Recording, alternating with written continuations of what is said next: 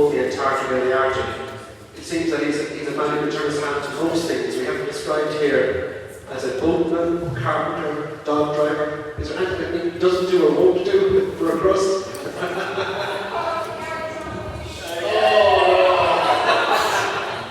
Of course, very sorry about what happened last night to our English friends. Very, very sorry.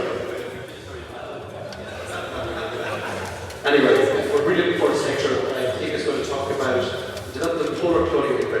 Nick Cox.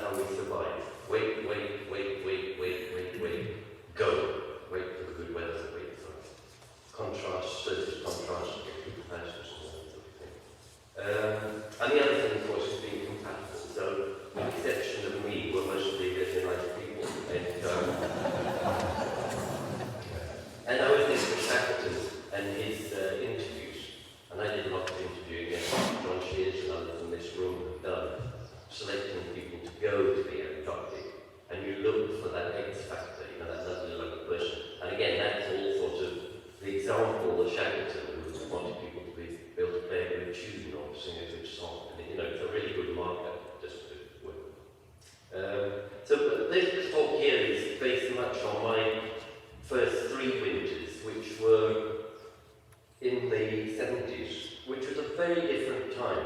And between the end of the Second World War, when Poland etc. started getting going again, and the sort of early 80s, things were in a different way, really. People weren't terribly interested in polar regions. Generally, there wasn't much literature, and certainly wasn't the web, and so on. So that it was a bit more unknown, and certainly the funding was very, very low. So we went down, we wore ex-Korean War clothing, battle vest trousers, and I ran a nice string vest. 100 words a month out on telex, which was your means of communicating with your friends at home.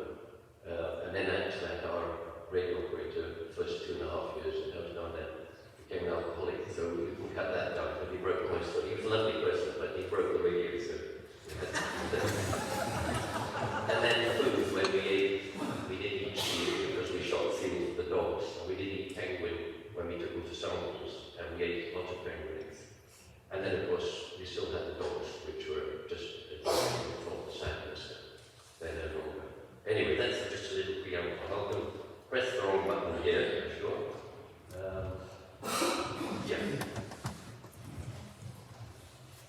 Yeah, just a quick start here. Just looking back, here we have photographs of 2 famous men, Cook, Captain James Cook, who went down to the Antarctic and crossed the Antarctic Circle on the 21st of January 1773 of the Resolution, wearing heavy oiled canvas and woolly gloves.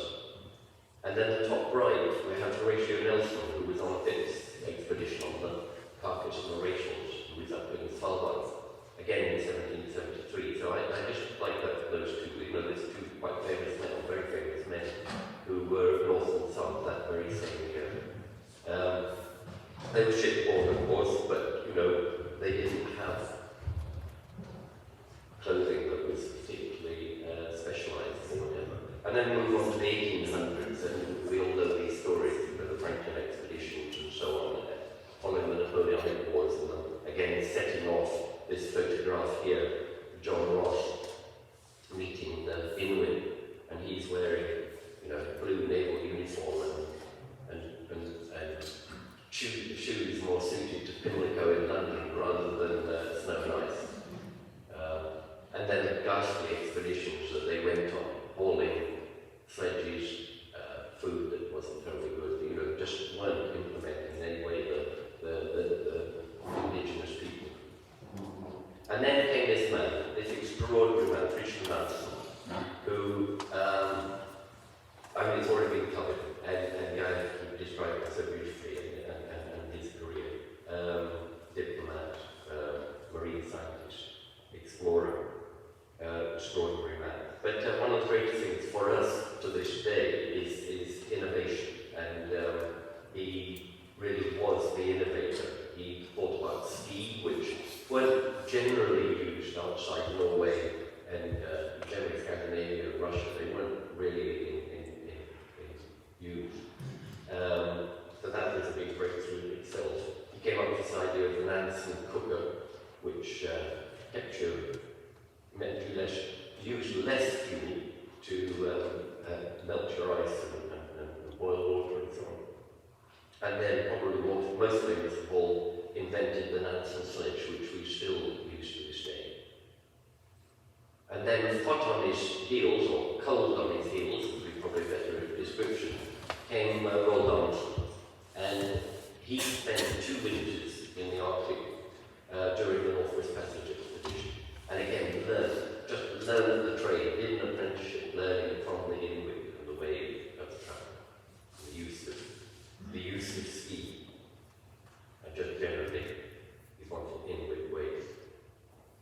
And seal meat, blubber,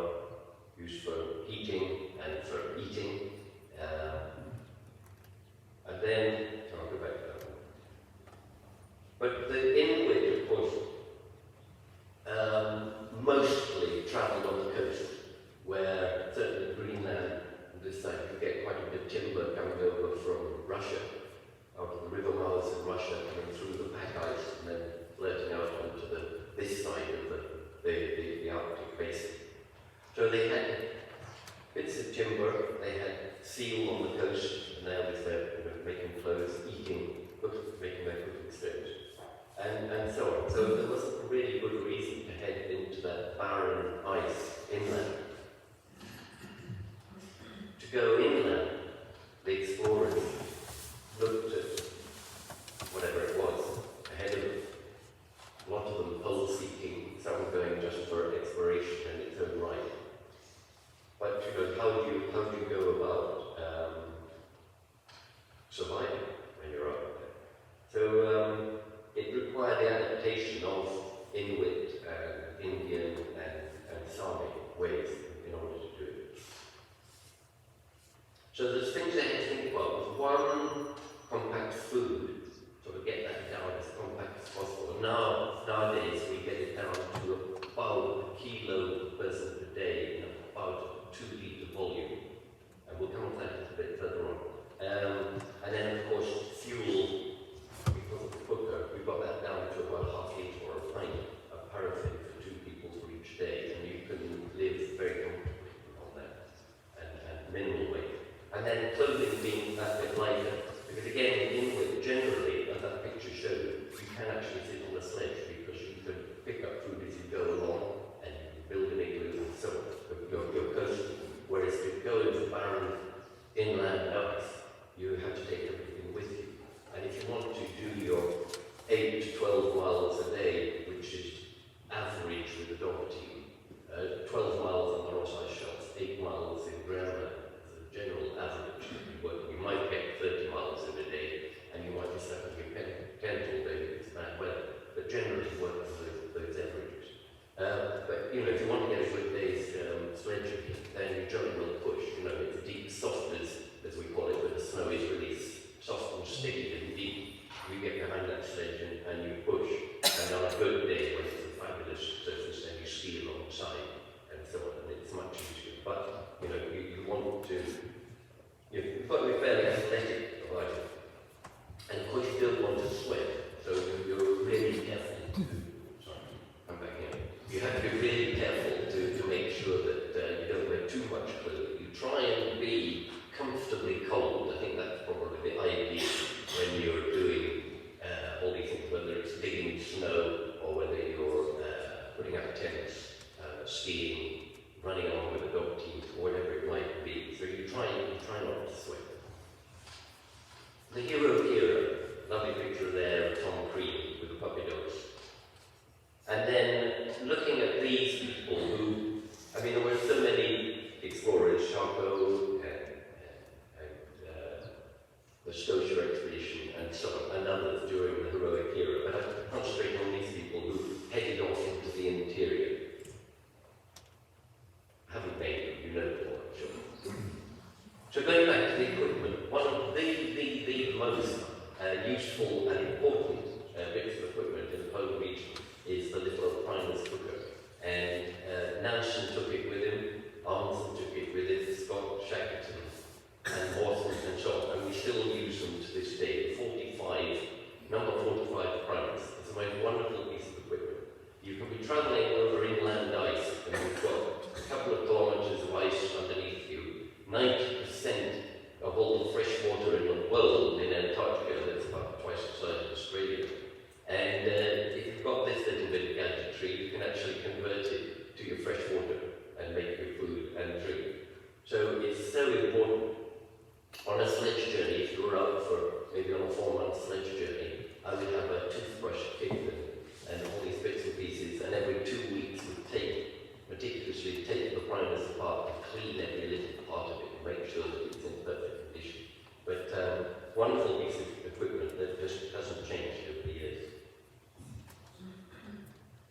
And then I think Nansen came up with this idea of closing it so that you could conserve the heat within the cooker. It actually was a good idea in some respects, but a bad idea in other ways, because it meant the tent didn't get warm. You couldn't dry out your equipment and get warm in the tent, but nonetheless, a useful idea. And then the tent, the simple but beautiful and strong pyramid tent, made of the same material as we use for our anoraks. Shackleton wore a Burberry anorak, as did Amundsen, as did Scott. We use Ventile, which is very, very similar. It's an Egyptian cotton that's been shrunk, and it's like the best sailcloth. I mean, it's just beautiful stuff. It's soft. I mean, some of you will know Ventile. It's almost fabulous.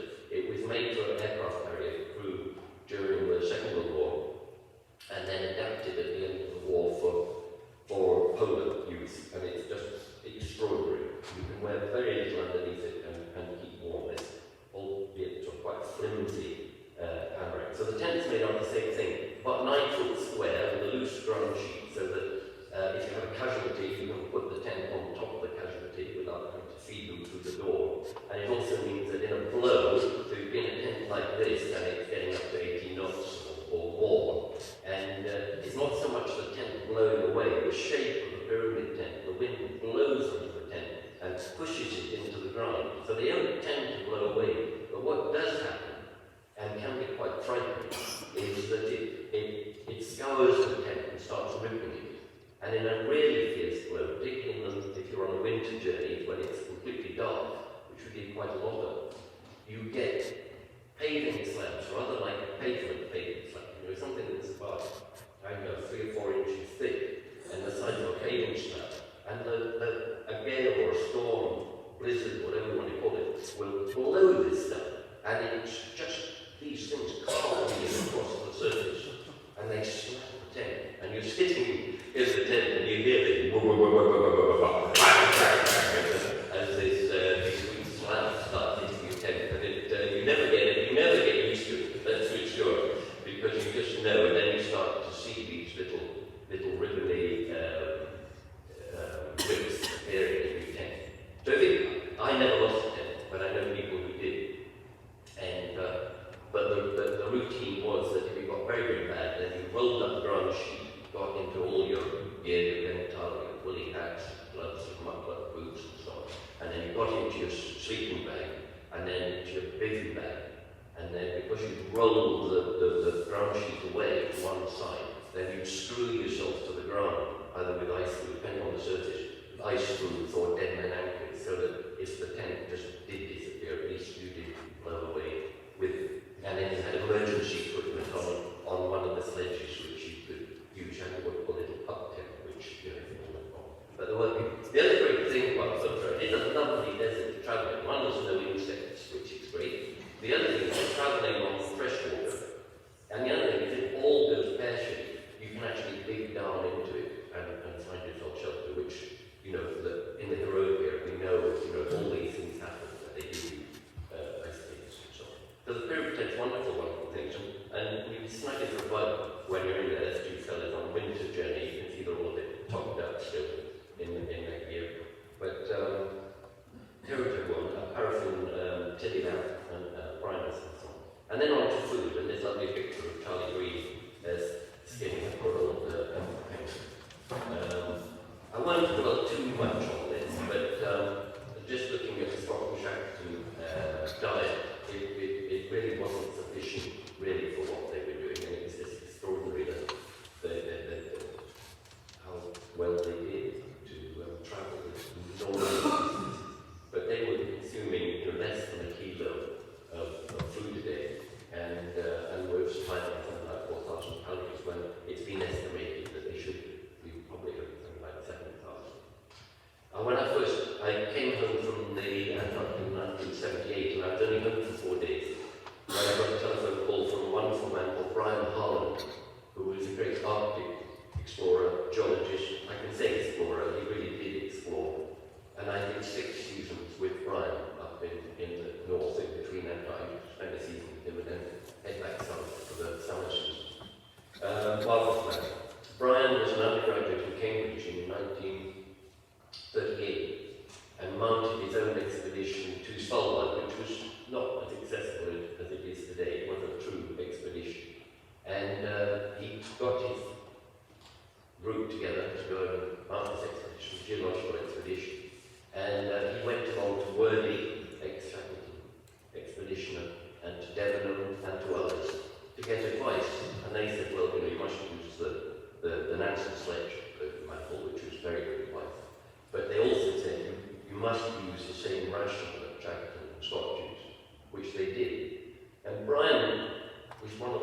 toughest men I've ever known.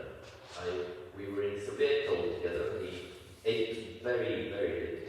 A little palm of raisins that would keep him going for, just two in his hand, would keep him going for a half a day probably, before he topped up a little, and he was through cold and so on.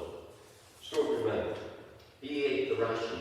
He said in 1938, when he got home, he couldn't sleep at night unless his bedside locker was covered with food. He said, and this was a very, very strong man, but he said, how the Shackleton, how did they cope? They were pulling those loads. They were extraordinary. They were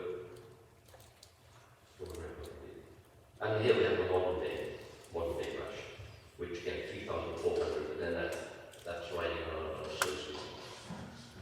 And then just looking at the amounts of carbohydrate and fat and protein.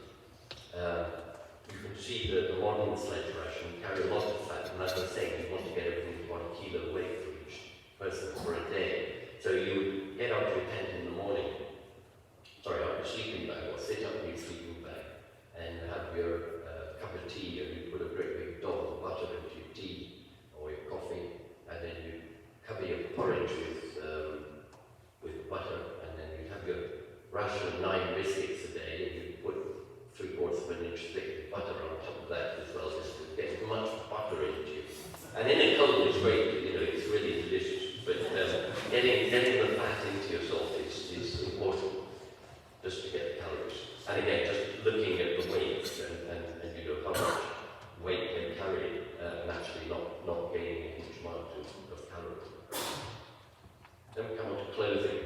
And I was going to wear this jersey over here. A friend of mine who lives in Australia actually sent it to me, or ordered it from Arthur Wheel in London, and sent it to me just about 4 days ago. And I thought, great, I'm going to wear it to give this lecture, because Shackleton, of course, traded or purchased from Arthur Wheel in London. He bought his ice axes, he bought rope, he bought his jerseys. I'm sure this is an Arthur Wheel jersey. I hope it's one on the photo here. And I put it on, and I would be just sweating buckets if I was wearing it. So it's very kindly from this man. But Arthur Wheel still produced the Shackleton jersey, and I haven't come to a warmer jersey, that's for sure. Then looking at what Arneson wore, of course Arneson, he did wear heavy fur gear, but for much of the journey, as I was saying earlier, you can't afford to sweat. So he would wear that rather like we do today, putting on a big quilt jacket when you're sort of sitting around, having a cup of tea outdoors, want to stay warm, but not actually exerting, or on a snowshoe tree in the evening, where we wear quilts and goose down and all these things. But there's Arneson's Burberry jacket, and there's a picture of him using an artificial horizon, and he's a sexton, and wearing lighter gear. And I love this picture of Arneson's socks, of his team's socks, just wonderful. So it's got a little slipper with sennegrass, which was covered by wool sock, then by dogskin stockings, then windproof stocking, and then a thick reindeer carrot, and then an outer windproof layer, and then all this was shoved into a ski boot. But that's the beauty of it, just layer upon layer, and that really is the way to keep warm. And it's then shoved into a finnesko boot like this, made out of reindeer skin. And the finnesko were good. When I first went south, we were always with a canvas muffler. Not too difficult. We had a rubber sole, of course, which was a bit like a Filson sole or a trainer sole. And then on top, just a canvas, rest of the boot, canvas upwards. And then 2 felt boots inside that. And then you'd wear perhaps 2 or 3 sea boot socks inside those to keep your feet warm. And they were wonderfully warm. So, the finnesko were good. The big problem, of course, was that they couldn't dry them out in the tent. They just didn't have the fuel, and they must have just been purgatory putting on these iron-hard, frozen finnesko boots each morning before setting out on the next day's travel. And then, of course, here we have Tom Crean again, starring here and wearing his Burberry.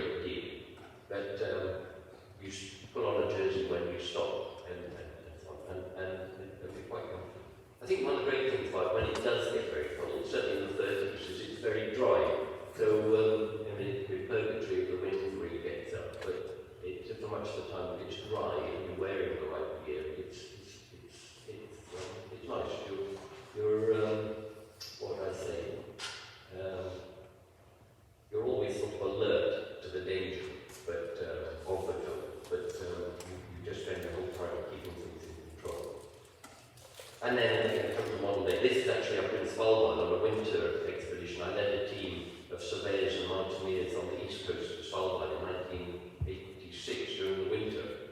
And that happened to be the coldest winter on record in Svalbard. We had it down, again, say minus 48, because that's as far as the thermometer went, so we might well have been below that. But it was very cold. We were doing over 100 miles each day for probably about just over 3 months. And one fellow lost his thumb, Ian Glass lost his toe, and I sadly can't remember his name, but one of the Norwegians with us lost a bit of his face. And so we did get a bit hammered, but it is pretty foolish to get frostbite. It's sort of something that you really should avoid. It's kind of a bit callous, a bit lacking attention to detail if you do get it. And then, just a little story, first went south, joined up as a carpenter and boatman, and then they made me the medical man as well, because we didn't have doctors on all the bases then. But I joined up, and I was asked before going south, do take your own waterproof jacket. We don't have waterproof jackets. So, quite a keen sailor. So I took my own waterproof jacket, which was a double-breasted Paisley's Glasgow sailing jacket. Well, I really like lifeboat, that jacket. It was very, very good, really excellent jacket. And arrived down south on base, and they said, well, did you bring some trousers? And no. Anyway, they found me this not very waterproof pair of trousers and an outboard motor that was so decrepit it had an impeller that had been carved out of wood and the throttle cable with bits of Angle Boy's lamp. I mean, it was, and we were heading out into daily into very heavy seas, and I had some awful near misses with outboards that gave up on me and being swept out to sea. One with Dougie Allen, who some of you know, and Dougie very kindly in his diving gear went over the side with the rest of the divers, and we were just paddling like mad, trying to find somewhere where we could get onto the ice foot and get to shore, but it was pretty close to taking a bit of a trip out into the ocean. And then the sleeping bags, and I think, we could go on about all the gear and how good the early gear was, and, it was really excellent stuff there, but the sleeping bags must have been absolute poetry, the reindeer sleeping bag. So some examples of them. Sometimes they have 2-man sleeping bags or 3-man. This lovely little poem here by Pontic, and I won't read you them. I haven't got my glasses with me, so I can't read you much either from here. But it's on the outside goes the first side and so on. So I'm very happy with my glasses. But anyway, do look it up. It's a fun little poem about living sleeping rather in a sleeping bag, which is the best way around to have it. But they got matted with fur, which got into the mouths, it got into the food, it got everywhere. And of course it froze, it must have just been ring trying to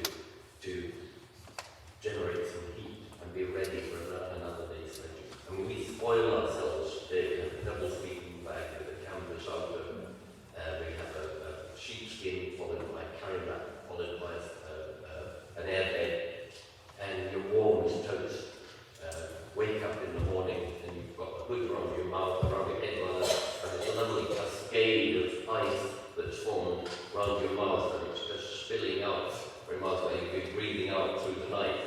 And then you'd open up and break this bit of ice, and then a hand would come out like this, go over to the sledge box, and there was a match ready stuck in the end of the matchbox, and you get that out, and very skillfully, with one hand, strike the match and light the methylated spirit that was in the cup on the primuscope that preheated, and then you retreat, heat warm, come out again, put more methylated spirit on, just really top it up, get it really hot, the primuscope, and then come in, and then, just before the methylated spirit gets used, open up and absolutely freezing, come out, pump like mad and get the primuscope. The next thing you did was you take a billy pan of ice, because you melted the snow and ice the night before, and then of course it had frozen to a block overnight. You take that and hold it with gloves so it didn't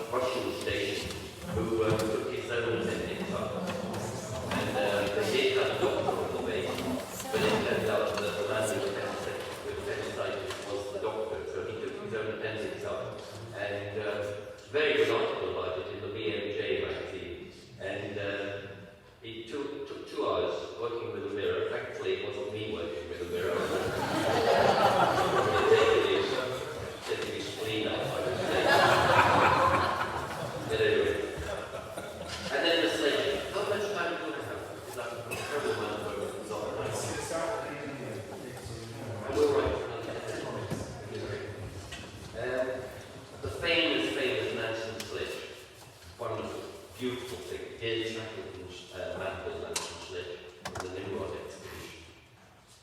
Such a clever design. Here's the dog sledge version. Difference being it's slightly heavier built and it's got handlebars at the far end, so you can actually guide the sledge a little bit, twist it around and ride the sledge and so on. Actually a fantastic thing. Made of ash, sometimes hickory, but usually out of ash. There's hardly any metal fittings in it. There are perhaps 4 tiny little screws in the handlebars. For the rest, it's lashings. You've got 5 bridges that go between the runners. And they're made of wood. And so lovely. Inevitably, you do have to take your gloves off to untie knots and deal with things. And you can touch the sledge and not get stuck to it. Whereas, with metal, you would get stuck to it with Kevlar or some other clever bit of material. If you break it, you have to mend it. Whereas you could be out on the sledge journey with one of these and something would break. And you took a few little bits of spare little bits of wood and spare bridge and so on. And all you needed was a ball of twine. What's my point? Ball of twine, which you do a lashing or whipping or whatever onto the splint or whatever you were putting on to mend the sledge. And then you had a little bottle of cellulose dope, and you would paint the lashing with cellulose dope, and that would immediately shrink it, and you got really hard lashings. And on you go. It's a wonderful invention. We all use them. I think all the nations operating in Antarctica use the lantern sledge. There are other sledges now that have come into being that are used for specific jobs. But if you're going to be isolated hundreds and hundreds of miles from base on a big journey, the Nansen's still the go-to. There's one somewhere fairly distant there over on the sledge. This is actually a photograph on an American station. There they are usually. Absolutely the same thing. And they're travelling. I was travelling for 3 months with this fellow. Again with Nansen's. That's my throw scooter at the front, and then 30 feet of rope and my Nansen sledge, and then 100 feet of rope, and then the scientist sledge, and then we had 30 feet of rope and his Nansen.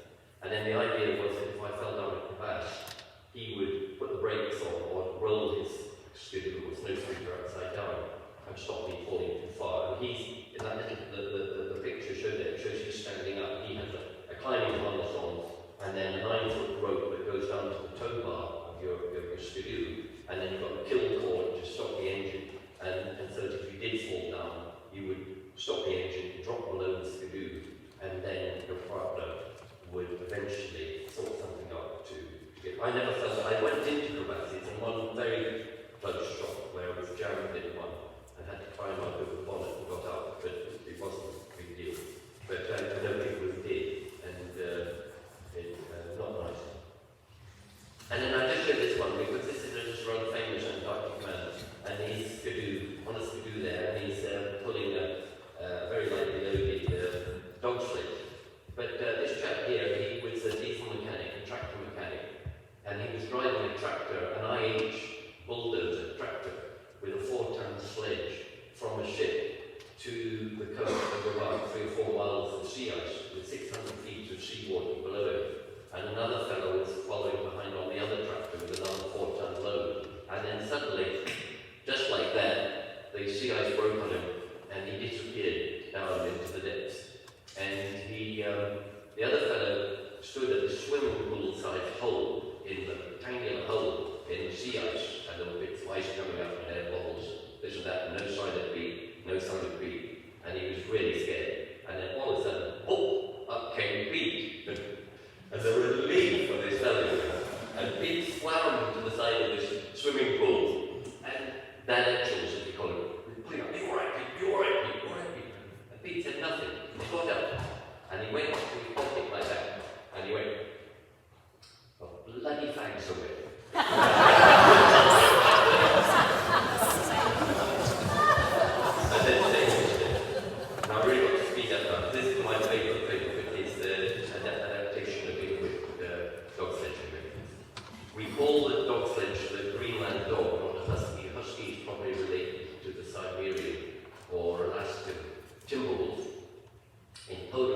high polar regions, we use the Greenland dog related to the Ellesmere Island and Greenland wolf, and they're quite a different dog in as much as they can withstand very severe cold. They're very aggressive to each other, they're very closely related to the wolf. Konrad Lorenz, the famous German zoologist, he described all dogs as friends or babies, except the Greenland dog, which is at best is a collie, and it's a very good description. If you let one loose off its own, it won't necessarily come back to you, they're quite likely to wander off. They have their own structure, social structure, so you have a king dog who they choose within the team, and he's a brute who will kill the next dog, and they really will kill each other, if they can. And the pecking order, and down at the bottom of the social scale, you've got this gibbering wreck, you've got permanent diarrhea there. And so you have to protect the dogs from the king dog, who you keep near to the cowpatcher, and you've got the brute. The only plus of that is at the end of a long sledging day, and the dogs are beginning to flag a bit, they keep going with this pair of teeth behind them of the king dog. But within the team, there's no warning. One dog, Suka, will want to take on Athos, because Athos is further up the social scale, and Suka wants that slot. So he'll go for it. Next thing you know, you've got this huge scrap on your hands, and there's no warning. They're just that way up that day. They're great, but it's that tough fighting spirit that actually drives them, pulling heavy loads, extreme cold, living outside the hometown. We use the tandem method rather than the fan or the modified fan that the Inuit use. And the lovely thing about the tandem is that you're concerting the effort, because in Antarctica, of course, you're going up to Ashley's, going up hills, unlike sea ice travel. And here we have a team in great form, just after a little training trip out on the sea ice. And I've got Giles out there, who's the lead dog. Their tails are high, they're very happy, they're enjoying it, but the tails start going down, they're flagging again a bit fed up. Twiggy on this side here, he's only got half a tail, he was bitten off in the fight. And I'm shouting commands to Giles, who's the lead dog. You have a very close relationship with the lead dog, and we use the Inuit words, and I shout for left, and oak for right, and those two words. And if we were on a lovely day like this, we would meander and we put on an extra mile in the day. But if we were in one of the crevasses or on a compass course, he was marvellous. You could see his ears would come into the middle, he was concentrating, and I could take him round by a degree, and he would just wander up. And then if we did drop our dogs down the pole, which we did on occasion, he would anchor the front end of the trace, I would anchor the other end, and then I would go with an ice axe and work up the center trace between my legs, find the edge of the crevasse, break the bridge, look down, and you see these poor little dogs, maybe 2 or 3 of them, spinning around in the harnesses, penduluming down there, this sort of blue walls going down into nowhere, wherever, hundreds of feet down, and these poor creatures just hanging there. But what was quite funny sometimes, despite the danger, you get 2 dogs that didn't like each other very well. And they go like this, and they go, so you're shouting down the hole, behave yourself. That's really the lead dog. We have a very close relationship with the lead dog. And there's me, just out again, a training trip, where I must say, as we're here in Ireland, that's my Miller's of Clifton tweed hat, which I wore with great pride in the Antarctic. Sadly, Miller's of Clifton have stopped making tweed hats, but they really should. They're magnificent hats. And then I say, here we are travelling. Sadly, the person who I handed over the dog team, the players they were called, the dog team to when I left Antarctica after that winter, he actually sadly fell down in one of the crevasses over there in that picture and was killed just after I left. 3 weeks after I left, 2 of them fell down the hole. There were 10 killed during my time of my wintering period in Antarctica. It's probably the worst period in the whole history of Antarctica. And just, I'll speed up to you, but just some little pictures of 10 flies. Dogs, there we are, the sun was just returning at the end of the winter and getting them out to train. Going in deep softers, hard going. There we are making a camp. Dogs with standing a blow. There they are outside the tent. We're snug indoors. we fed them, they'll settle down. But of course, they sometimes in a gale, they would get covered by snow. It's quite important to ensure that they didn't get totally smothered. So the inside man would, no, sorry, the outside man, we had inside man and outside man, which we rotated each day in the tent. The outside man would have to tog up all this gear that he was drying and go out and go around digging up. And in the winter, you're doing this in the dark with a torch in a gale and blowing like stink. And we used to cheat sometimes.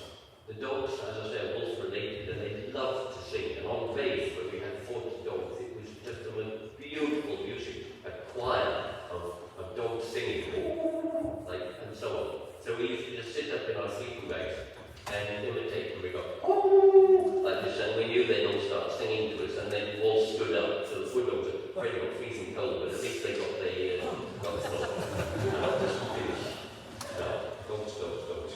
There's a dog singing,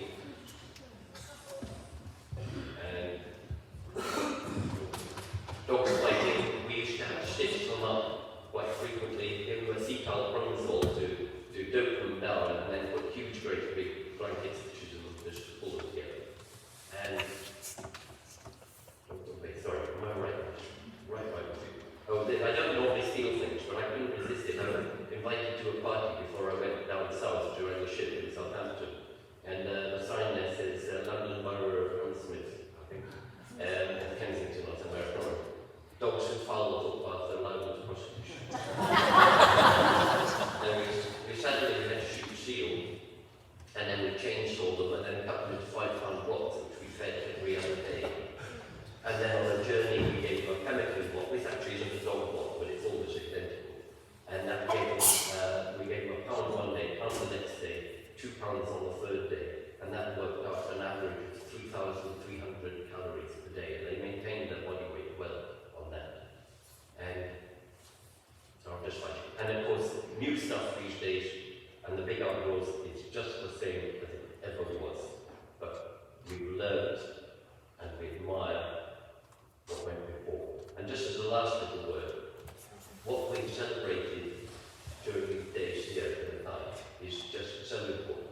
The more we learn, they always say, the further back we look, the further forward you can see. And it's so important what we learn from Shackleton and what they did, and the standard that they set, we thrive on. And to be able to touch artifacts, whether it's Fenn and Shackleton's Cabin, whether it's UCAS, whether it's Scottish Geographical Society, Scott Poland, the New York State Museum, I'm afraid I forget the name. It's just so important that we see, touch, feel, and know about these things, because without that understanding, we don't go forward in the right way, we just go blindly. So thank you to him, and a big thank you to you.